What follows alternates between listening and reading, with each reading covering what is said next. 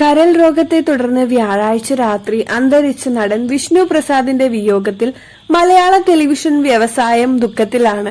ചികിത്സയിൽ ഇരുന്ന നടൻ അന്ത്യശ്വാസം വലിക്കുന്നതിന് മുമ്പ് അബോധാവസ്ഥയിലായിരുന്നുവെന്നാണ് റിപ്പോർട്ട്.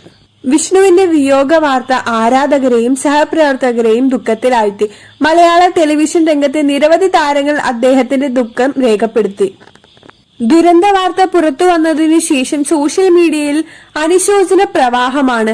ശിവഗോകുലം എന്ന ചിത്രത്തിൽ വിഷ്ണുവിനൊപ്പം അഭിനയിച്ച നടി സീമ ജി നായർ അവരുടെ ദീർഘകാല ബന്ധത്തെ ഓർമ്മിപ്പിച്ചുകൊണ്ട് ആഴത്തിലുള്ള വൈകാരികമായ ഒരു കുറിപ്പ് എഴുതി.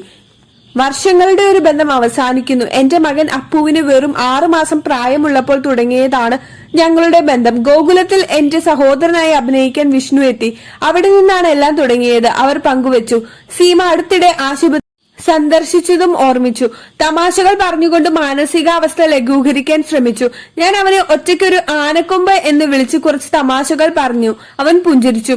എന്റെ സന്ദർശനം അദ്ദേഹത്തെ ആശ്വസിപ്പിച്ചതായി ഭാര്യ പിന്നീട് എന്നോട് പറഞ്ഞു. അദ്ദേഹത്തെ രക്ഷിക്കാൻ അവരുടെ മകൾ തന്റെ കരളിന്റെ ഒരു ഭാഗം ദാനം ചെയ്യാൻ എന്ന് പോലും തയ്യാറായി. പക്ഷേ ചില സാമ്പത്തിക ബുദ്ധിമുട്ടുകൾ കാരണം അതിന് സാധിക്കുകയും ചെയ്തില്ല. രാക്വയിൽ എന്ന സീരിയലിൽ വിഷ്ണുവിന്റെ ഓൺ സ്ക്രീൻ ഭാര്യയായി അഭിനയിച്ച നടി അപ്സരയും നടി ബീന ആന്റണിയും അതോടൊപ്പം അദ്ദേഹത്തിന്റെ പുതിയ ചിത്രമായ ഫ്ലാസ്ക് എന്ന സിനിമയിൽ അദ്ദേഹത്തോടൊപ്പം പ്രവർത്തിക്കാൻ കഴിഞ്ഞതായി രാഹുലും പങ്കുവച്ചു. ഇതുപോലുള്ള സെലിബ്രിറ്റി റിലേറ്റഡ് വീഡിയോസിനായി നമ്മുടെ ചാനൽ ഒന്ന് സബ്സ്ക്രൈബ് ചെയ്ത് സപ്പോർട്ട് ചെയ്യുക.